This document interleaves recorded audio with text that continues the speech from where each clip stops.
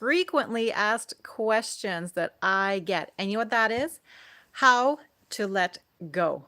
Yes, I'm sure that you all have something, hiding in your shadows that's you keep stuffing down because you really aren't ready to deal with it. And the key is to outgrow it if you want to let go of it. And if you grab a cup of tea and just sit there for a few minutes, I'm going to explain to you as precisely and easily as I can how to let go. If you haven't been on a live with me before, my name is Rachel. I am a self-wealth expert and an intuitive soul guide, and I help people ignite their existence, connect to their inner spark so they can dance on their miracle frequency. Because when you're in flow, you glow. And when you glow, you attract all kinds of magic and miracles. And you all deserve the very best. So let's get on with attracting and creating the life that lights us up, right? All right, so to let go, the key is to outgrow it. And what do I mean by that? Well, first, it's really important to keep in mind that at any given moment, you can end any and all suffering by reminding yourself that nothing in the universe is personal. That's right, nothing. Even when it feels like you're having a crazy bad curse that's chasing you down, it's still not personal.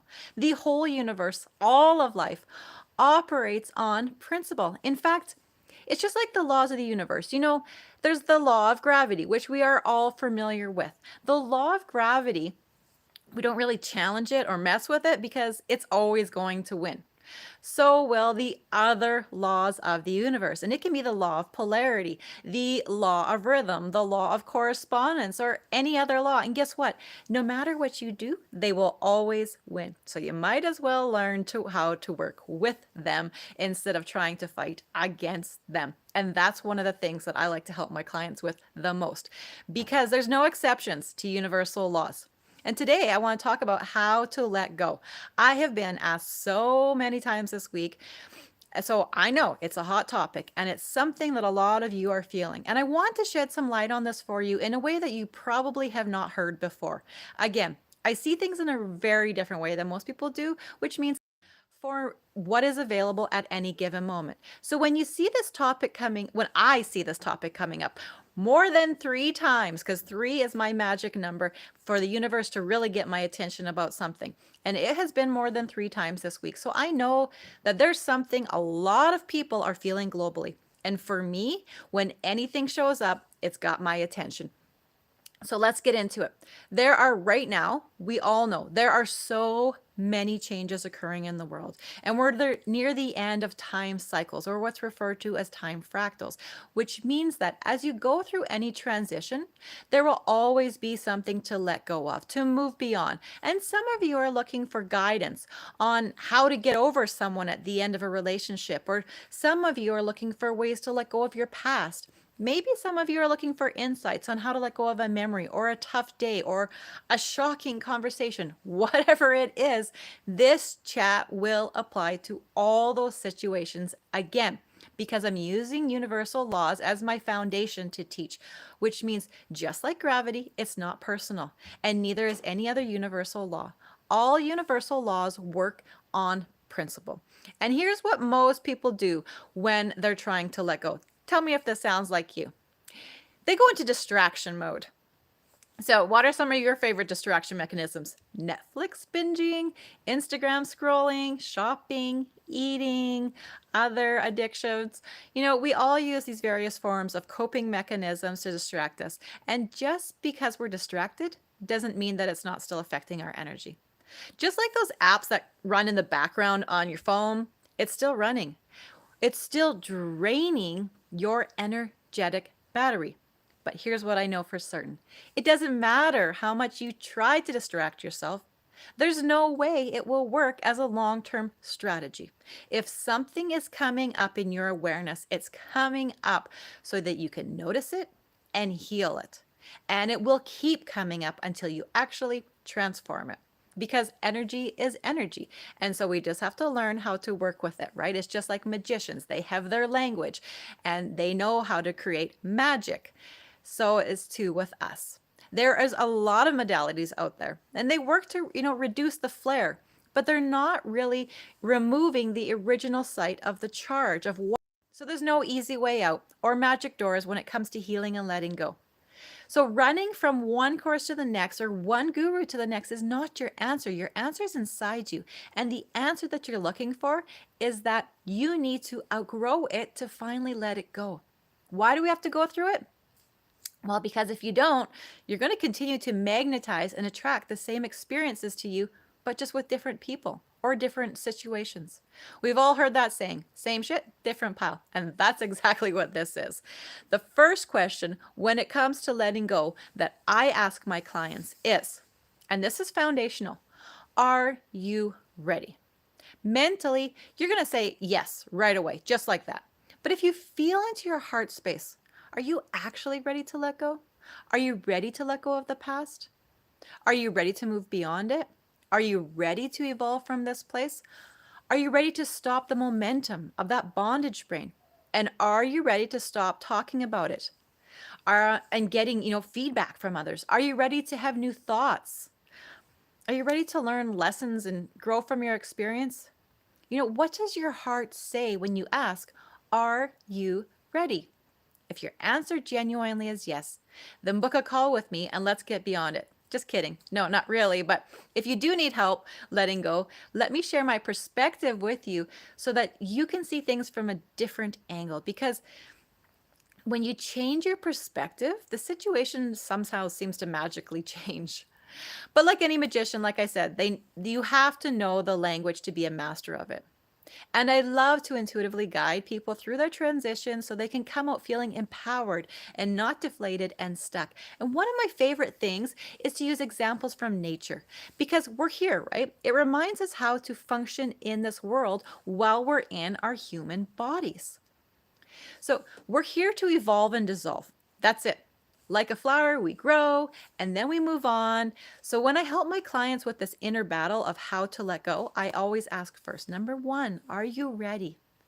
And then I guide them to realize they first have to bloom where they're planted and then you'll be transplanted. In other words, outgrow to let go. So let's think of a pot, a flower, right? That's in a pot, that's indoors. Eventually, if we don't repot it, what happens? The roots is stagnated if it's not transplanted, right? Well, the universe knows that, and it knows what you need. It knows that you're beginning to stagnate, and because it adores you so much and always has your back, it perfectly orchestrates everything for your highest good and your greatest growth. It knows that if you stay in your pot, your roots will choke you out, and that is not your highest good. So we're sometimes kicked out of the nest, moved to the next chapter because the next leg and into the next leg of the journey. Why? Because we're starting to get a little too safe in our little limited world. And we're trying to cling on to what we had. Well, guess what, guys? Life is about adventure. It's about exploring. It's about seeing what's around the corner. How can you do that if you aren't moving? I remember one ultra marathon that I ran a few years ago, and it was my favorite, reason, or my favorite marathon for a few reasons. And it was when I run ultra marathons, most of the time I'm running on animal paths and they're only 8 inches to a foot wide. Sometimes you get lucky and you have, 1 or 2 foot wide paths. But the point is that when you're running on a path and you're out there and you're running an ultra marathon, so you're out there for, 5 to 20 hours, depending on the length of your marathon or your ultra, I mean, when you're out there, you're just following the path and your mind can go to places where you probably don't always want it to go. And sometimes it's not talking very positively to yourself, or sometimes you're regurgitating a conversation you had. But this particular ultra marathon, it was in a sand dune area with lots of hills. And what was amazing about it was there was no path. And I was one of the ones in the front. So I didn't have a chance to follow anybody else's footsteps. And as I'm running it, I'm had to follow the flags to figure out where the next place was that I should be headed.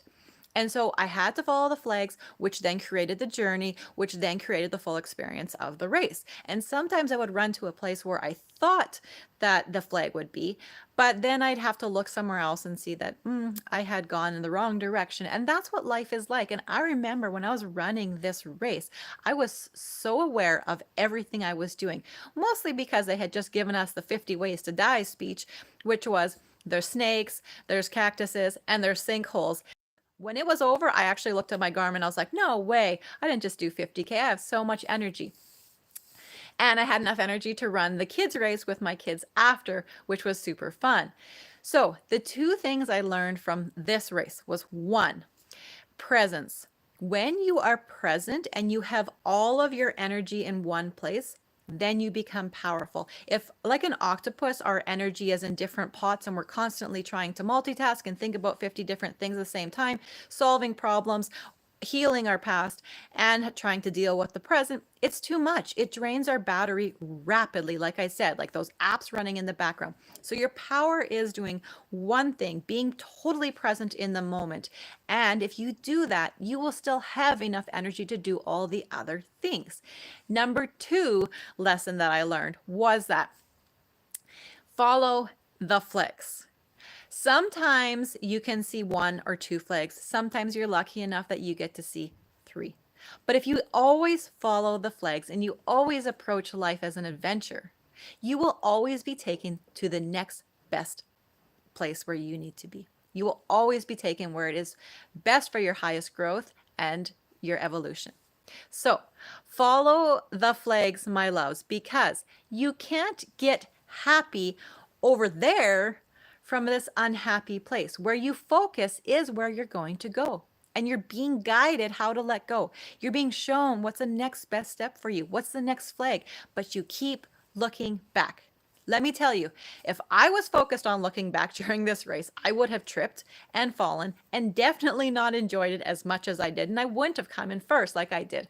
I also would not have learned this powerful lesson to keep following flags and that you don't always know where the next one will show up. But I promise you, you won't find it looking backwards. The path continues to unfold and the universe knows what you truly desire, sometimes even better than you do. And if it's guiding you towards it, it's always guiding you towards it. And if you follow those flags, you will get there. So to summarize, one, ask your heart, am I ready to let go? Am I ready to move beyond this? Am I ready to stop talking about it? Am I ready to evolve and grow and to leave the nest of safety? And then step number two is follow the flags. What I hope that you receive some guidance for your journey. And again, if you need to book a free call, go to the link in my bio and let's chat, or leave a comment below here and share with me what your ahas are. Also, always I leave all the replays from my lives up here. Just look up on the screen and you will see links to all the other videos and more high vibe insights.